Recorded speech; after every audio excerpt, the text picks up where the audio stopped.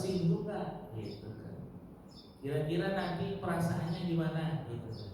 Tapi memang ketika Nabi ditanya di dalam Al-Quran, yas'alunaka madza yunfiqun qul ma anfaqtum min khairin falil walidain wal aqrabin. Bahkan kerabat ini lebih didahulukan daripada anak yatim. Kalau dari segi ayat Al-Quran. Adapun berhak atau tidak berhak, yang berhak itu ada 8. Yang berhak itu ada 8. Yang pertama fakir. Fakir itu bukan berarti nggak punya rumah, nggak punya. Nggak. Fakir itu gini. Fakir itu gambarannya gini. Kebutuhan dia dalam 1 bulan itu 5 juta buat makan tuh, buat makan. Tapi penghasilannya hanya 2 juta. Penghasilannya apa? Kebutuhan 5 juta, penghasilan apa? 2 juta. Itu masuk fakir. Itu masuk apa? Tapi kalau kebutuhannya 5 juta, penghasilannya 3 juta, dia masuk miskin. Di atasnya masuk apa? Masuk miskin. Jadi fakir ini lebih mengenaskan daripada apa? Tapi ingat ya, ini kebutuhan, bukan keinginan gaya hidup. Kalau gaya hidup kan nggak ada habis-habisnya Pak. Ini kebutuhan sekunder ya. Buat makan, buat listrik, buat air. Itu dilihat dari situ. Kalau batasannya seperti itu, maka dia berhak kemudian menerima zakat. Yang penting jangan zakat dia kemudian dibalikin lagi. Ini dia zakat bersih. Padahal dia berhak menerima zakat. Tapi orang Indonesia kan hebat. Walaupun dia hakikatnya berhak menerima zakat, tapi dia pengen zakat juga. Padahal dia berhak menerima zakat, nggak wajib membayar zakat. Tapi memang diajarkan oleh orang tua kita dari dulu, bagaimanapun masa dia sih setahun sekali nggak bisa gitu. Tapi nanti perlu diperhatikan, yang dia bayarkan ke masjid jangan sampai dibalikin lagi. Makanya itu perlunya amin panitia zakat tahu ini berasnya siapa, ini berasnya siapa. Makanya memang kurang baik juga kalau misalkan dicampur gitu. Campur itu semua. Tapi di perkotaan menurut saya lebih orangnya lebih peka dan lebih mengerti. Makanya dia udah ada pakai apa? Karung kecil. Itu jadi enak. Kalau ada spidol sih tanda yang ini zakatnya siapa, ini zakatnya siapa. Jadi nanti ketika dibagikan, ditasorkan itu kemudian tidak balik lagi ke rumah tersebut yang memberi zakat. Jadi gitu ya. Apalagi zakat mal. Zakat mal itu lebih aman dibandingkan dengan zakat fitrah. Saya aja di dalam mazhab Maliki boleh-boleh saja menerima zakat mal. Ustaz yang ngajar TPA, pengurus masjid itu bisa juga dapat zakat mal karena di situ ada sabilillahnya lebih luas dibandingkan dengan zakat fitrah.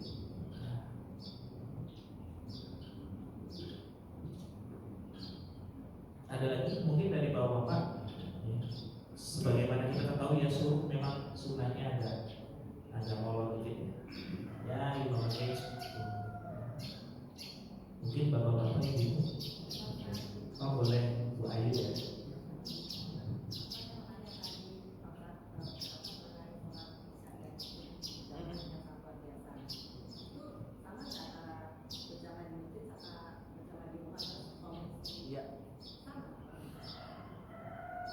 Pahalanya jamaahnya ya, dari segi jamaahnya itu walaupun di rumah ibu tetap dapat fadilahnya, tetap walaupun kualitasnya memang kalah.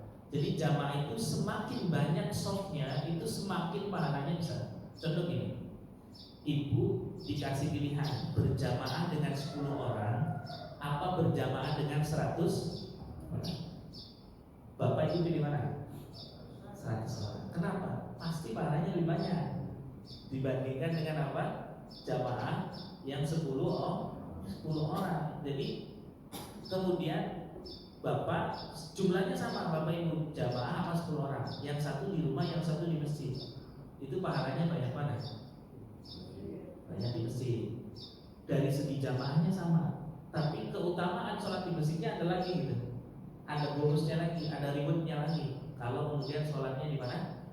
Di masjid. Karena pertama butuh effort, jalan kaki, kemudian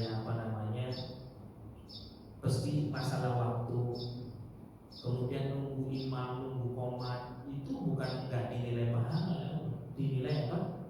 Kemudian bisa iktikaf di masjid. Beda dengan sholat sunnah.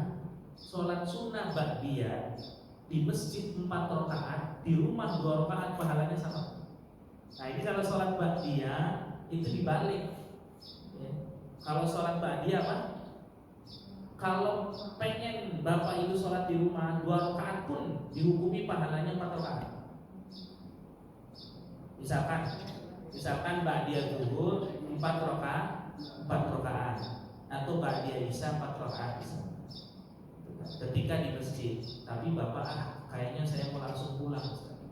Ketika pulang sampai rumah, bapak sholat ba'diyah atau ibu 2 rakaat itu pahalanya seperti 4 rakaat di masjid.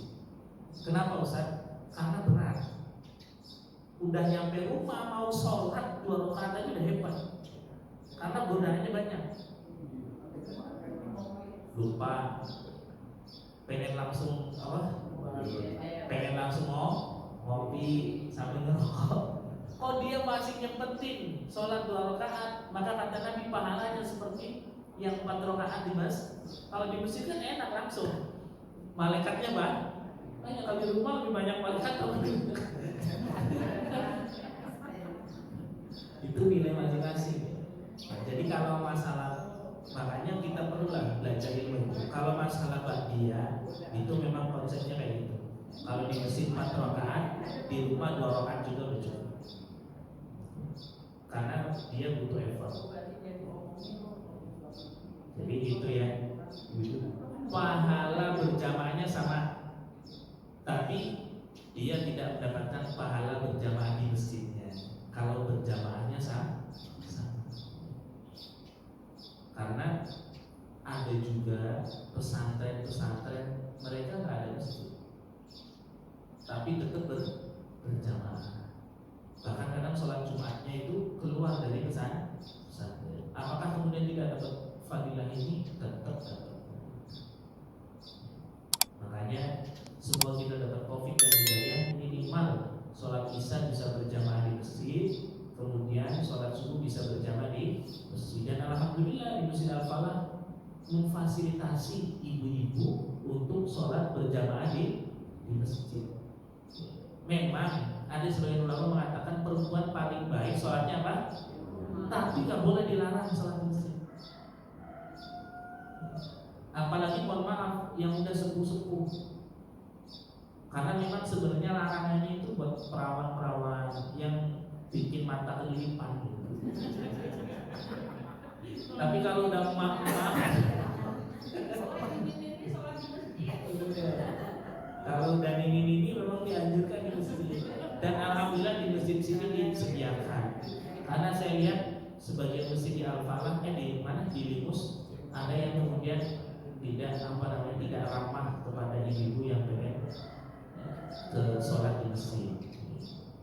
Artinya tidak ramah, nggak disediain hijabnya, berarti kan memang udahlah di rumah aja gitu bahasanya. Tapi di sini difasilitasi, udah alhamdulillah apresiasi buat para tamu. Cukup ya Bapak Ibu. Semoga perjumpaan perdana kita menjadikan Allah Subhanahu wa taala ridho dan memberikan rahmat serta kasih. Amin Allahumma amin ya rabbal alamin. Kita tutup dengan doa kafaratul majlis, dan jangan lupa nanti setelah ini kita sholat sunnah syuruk 2 rakaat. Subhanakallahumma wa bihamdika asyhadu an la ilaha illa anta astaghfiruka wa atubu ilaik. Assalamualaikum warahmatullahi wabarakatuh.